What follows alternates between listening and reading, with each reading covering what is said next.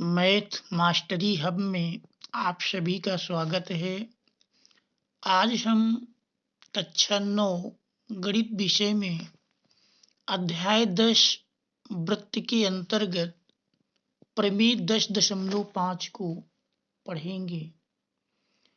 प्रमेय का कथन है,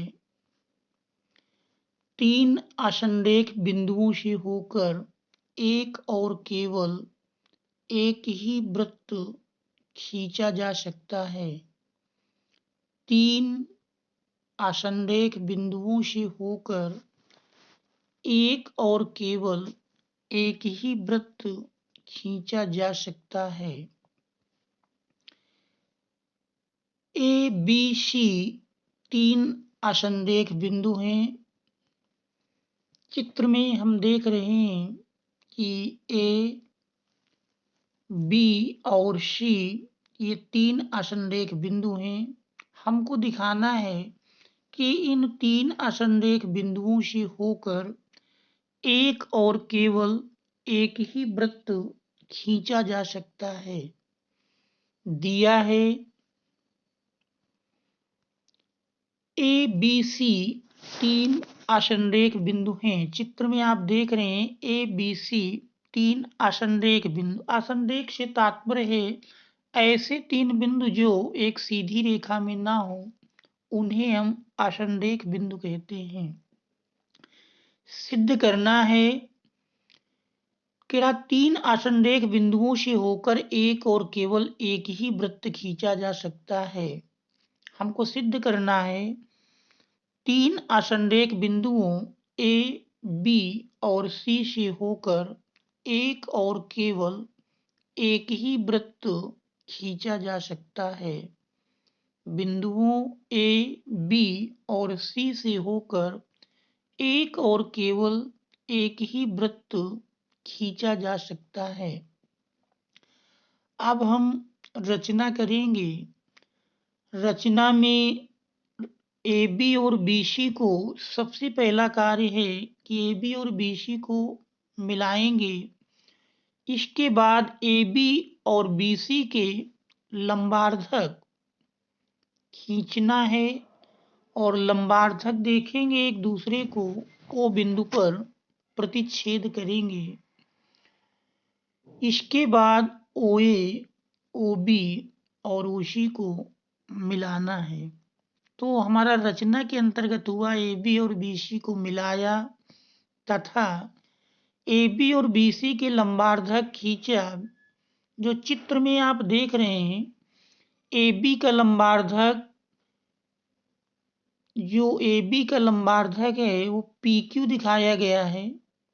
बल्कि ए बी का लंबार्धक ये देख रहे हैं आर एस है और इस बी सी का लंबार्धक पी क्यू है। दोनों एक दूसरे को ओ बिंदु पर प्रतिच्छेद करते हैं। फिर ओ ए, ओ बी और ओ सी को मिलाया गया है। तो ये कार्य हमारा रचना के अंतर्गत आया। अब हम उत्पत्ति हम 2 भागों में सिद्ध करेंगे। सबसे पहले तो हम ये सिद्ध करेंगे कि 3 बिंदुओं ए बी सी से होकर एक वृत्त खींचा जा सकता है। चूंकि बिंदु ओ ए बी के लंबार्धक पर स्थित है, हमने ए बी का लंबार्धक आर एस खींचा है, तो बिंदु ओ देख रहे हैं ए बी के लंबार्धक पर स्थित है। चूंकि हमने पूर्व में थ्योरम पढ़ी है कि किसी रेखाखंड के लंबार्धक पर स्थित प्रत्येक बिंदु रेखाखंड के दोनों सिरों से समदूरस्थ होता है। तो उस प्रमेय के अनुसार ओ ए इक्वल टू ओ बी, ये हमारा इक्वेशन 1 बन जाता है।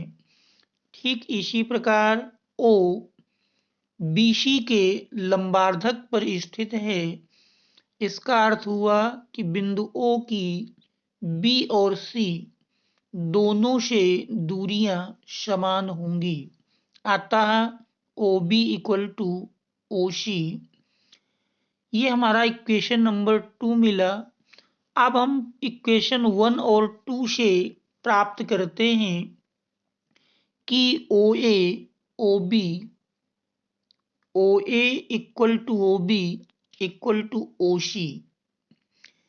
इसका अर्थ हुआ कि बिंदु O की बिंदुओं A, B और C तीनों बिंदुओं से दूरियां समान हैं, अर्थात O को केंद्र मानकर हम OA, OB या OC को त्रिज्या लेकर यदि वृत्त खींचें तो तीन बिंदुओं से होकर जाएगा।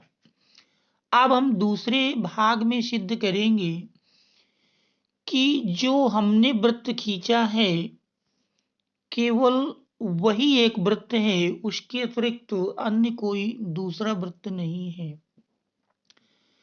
क्योंकि दो रेखाएं एक और केवल एक ही बिंदु पर प्रतिच्छेद करती हैं, दो रेखाएं यदि समांतर नहीं हैं तो वह एक और केवल एक ही बिंदु पर प्रतिच्छेद करती हैं। अतः O दो रेखाओं का प्रतिच्छेद बिंदु होने के कारण एक सुनिश्चित बिंदु है।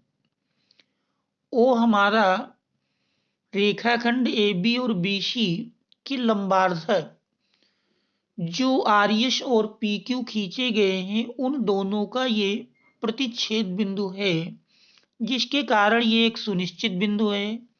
अतः O को केंद्र मानकर त्रिज्या OA या OB या OC लेकर एक और केवल एक वृत्त खींचा जा सकता है, इसके अतिरिक्त अन्य कोई दूसरा वृत्त नहीं होगा।